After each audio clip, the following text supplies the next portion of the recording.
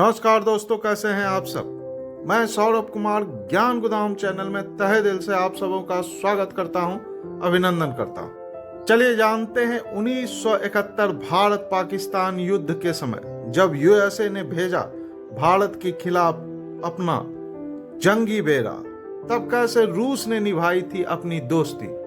आखिर 1971 भारत पाकिस्तान युद्ध में यूएसए ने क्यों भेजा था अपना नौसैनिक बेड़ा। यूएसए के साथ कौन सा देश और शामिल था जिसने भारत के खिलाफ अपना जंगी बेड़ा भेजा था। इसके पीछे के क्या कारण थे और कैसे उस वक्त रूस ने अपनी दोस्ती निभाई। किस तरह रूस ने भारत के लिए कई देशों से दुश्मनी मोल ली थी उस वक्त। जानेंगे ऐसी तमाम बातें जो शायद अब तक आपने नहीं सुनी होगी।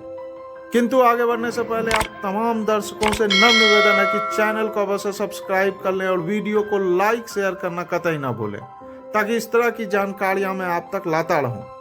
3 दिसंबर 1971 जब पाकिस्तानी सेना ने भारत के खिलाफ युद्ध छेड़ा। 3 दिसंबर से लेकर 16 दिसंबर महज 13 दिनों तक यह युद्ध चला। इस युद्ध का परिणाम पूर्वी पाकिस्तान, जो अब बांग्लादेश है, एक स्वतंत्र देश के रूप में सामने आया। उस वक्त भारत की प्रधानमंत्री श्रीमती इंदिरा गांधी थी और वहीं पाकिस्तान के राष्ट्रपति थे याहिया खान। युद्ध के दौरान संयुक्त राष्ट्र सुरक्षा परिषद की बैठक बुलाई गई। इसमें इंदिरा गांधी ने अपने विदेश मंत्री स्वर्ण सिंह को भेजा था। इस दौरान सोवियत संघ ने सुरक्षा परिषद के युद्ध विराम के प्रस्ताव पर वीटो कर भारत को बचाया था। वीटो के कारण किसिंजर उस वक्त काफी नाराज हुए थे। बता दूं कि उस वक्त किसिंजर अमेरिका के राष्ट्रीय सुरक्षा सलाहकार थे। यह इतने नाराज हो गए थे कि उन्होंने उस वक्त के अमेरिकी राष्ट्रपति निक्सन से बिना पूछे अगले कुछ दिनों में सोवियत संघ के साथ होने वाली शिखर वार्ता तक को रद्द कर डाला था। उधर उस वक्त भारत के विदेश मंत्री स्वर्ण सिंह से जब अमेरिकी सलाहकारों ने लड़ाई में भारत की मंशा पर सवाल किया, तब स्वर्ण सिंह ने उल्टा उन्हीं से पूछ डाला कि वियतनाम में अमेरिका की क्या मंशा है। इसके बाद निक्सन और किसिंजर ने पूर्वी पाकिस्तान से अपने नागरिकों को निकालने के बहाने अपना अमेरिकी बेड़ा यूएसएस इंटरप्राइजेस को तुरंत बंगाल की खाड़ी की तरफ भेज दिया। हालांकि भेजने से ठीक एक दिन पहले ही पूर्वी पाकिस्तान से सभी अमेरिकी नागरिकों को सुरक्षित निकाल लिया गया था। इसके बाद किसिंजर ने पाकिस्तान को सूचित किया कि अमेरिकी बेड़ा जल्द ही मलक्का की खाड़ी से बंगाल की खाड़ी में प्रवेश करेगा। 10 दिसंबर 1971 को 7वां बेड़ा भारत की ओर बढ़ चला। 75,000 टन न्यूक्लियर एनर्जी से चल रहे एयरक्राफ्ट कैरियर यूएसएस इंटरप्राइजेस की अगुवाई में आगे बढ़ रहा था। उस वक्त यह दुनिया का सबसे बड़ा एयरक्राफ्ट कैरियर था। इसमें उस वक्त 70 फाइटर जेट और बॉम्बर तैनात थे। इसके अलावा इस बेड़े में guided missile career USS king, missile विध्वंसक यूएसएस डिकेटर, पानी जमीन पर मार करने वाला यूएसएस ट्रिपोली भी शामिल था। इस बेड़े की कमान एडमिरल जॉन मैकेल जूनियर के हाथों में थी। अगर हम भारतीय नौसैनिक बेड़े की तुलना अमेरिकी नौसैनिक बेड़े से करें तो अमेरिकी नौसैनिक बेड़ा भारत से कहीं बड़ा था।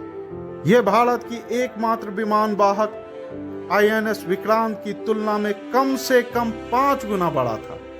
यहाँ तक कि अमेरिकी बेड़े में शामिल एक पोत यूएसएस ट्रिपोली भी विक्रांत से कहीं बड़ा था।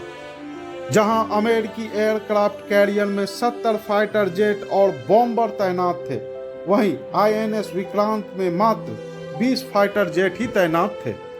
परमाणु ऊर्जा से संचालित यूएसएस इंटरप्राइजेस बिना दोबारा ईंधन भरे हुए पूरी दुनिया का चक्कर लगा सकता था। वहीं दूसरी ओर विक्रांत के बॉयलर भी ढंग से काम नहीं कर रहे थे उस वक्त। अभी भारतीय सेना अमेरिकी बेड़े के बारे में सोच ही रही थी कि इसी बीच सोवियत खुफिया एजेंसी ने बताया कि इंग्लैंड का एयरक्राफ्ट कैरियर ईगल भी भारत की तरफ बढ़ रहा है। इसके बाद अमेरिका के सहयोग में कई और देश आने वाले थे। उस वक्त जैसे ही अमेरिकी बेड़े की खबर भारत को मिली, तुरंत इंदिरा गांधी ने नौसेना अध्यक्ष एडमिरल एस.एम. नंदा को बुलाया। उन्होंने नंदा से साफ तौर पर पूछा कि इस बारे में नौसेना क्या करने जा रही है। तो भारतीय नौसेना प्रमुख एडमिरल नंदा ने कहा कि अगर हमारा सामना किसी भी अमेरिकी युद्धपोत से हुआ तो मैं अपने पोतों के कप्तान को आदेश दे रहा हूं कि वे परिचय का आदान प्रदान करें और उनके कप्तान को अपने पोत पर ड्रिंक्स के लिए बुलाएं, क्योंकि नंदा को कहीं ना कहीं विश्वास था कि अमेरिकी सीधी तौर पर भारतीय युद्धपोतों पर हमला नहीं करेंगे। इसकी मुख्य वजह यह थी कि उस वक्त वियतनाम युद्ध जारी था। अमेरिका वियतनाम युद्ध में फंसा हुआ था। हालांकि दूसरी तरफ भारतीय नौसेना हमला होने पर उसका जवाब देने के लिए भी तैयार थी। इसके बाद इंदिरा गांधी ने रूस से मदद मांगी। बता दें कि रूस और भारत के बीच फ्रेंडशिप ट्रीटी साइन हो चुका था। इसमें यह साफ तौर पर कहा गया था कि युद्ध के दौरान कोई बाहरी देश हमला करेगा तो समझौते के तहत रूस को आगे आना होगा।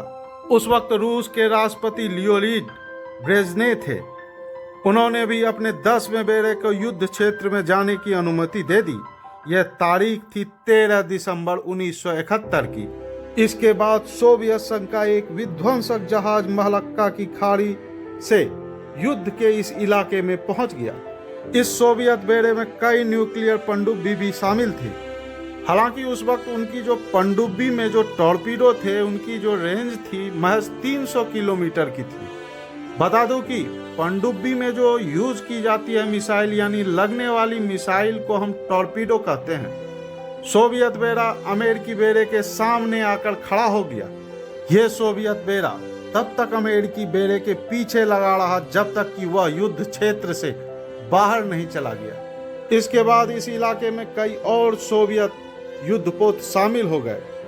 इसलिए अमेरिकी बेड़ा चटगांव से 1000 किलोमीटर की दूरी पर ही खड़ा रहा। वहीं दूसरी ओर पाकिस्तान पूर्वी कमान के commander lieutenant general A.K. Niazi ने भारतीय पूर्वी कमान के commander lieutenant general J.S. Arora के सामने आत्मसमर्पण किया। 16 दिसंबर 1971 को 93,000 पाक सैनिकों ने भारत के सामने आत्मसमर्पण किया था। इसी युद्ध में हमने पाकिस्तान के परमाणु ऊर्जा से चलने वाली पनडुब्बी PNS गाजी को भी मार गिराया था। बता दें कि यह वही गाजी थी जिसे अमेरिका ने पाकिस्तान को दिया था। युद्ध समाप्त होने के कुछ दिनों के बाद यानी जनवरी 1972 के पहले सप्ताह में अमेरिकी युद्धपोत भी भारतीय सीमा क्षेत्र से चली गई। यानी जनवरी के पहले सप्ताह तक अमेरिकी युद्धपोत के पीछे रूसी युद्धपोत लगा रहा। हालांकि इसके बाद भी कई बार रूस ने भारत की मदद की है। तो यह थी कहानी उस युद्ध की जिसमें अमेरिका के खिलाफ भारत की मदद रूस ने की है। जानकारी अच्छी लगी हो तो चैनल को अवश्य सब्सक्राइब कर दें और वीडियो को लाइक शेयर करना कतई ना भूलें, ताकि इस तरह की जानकारियां मैं आप तक लाता रहूं। धन्यवाद।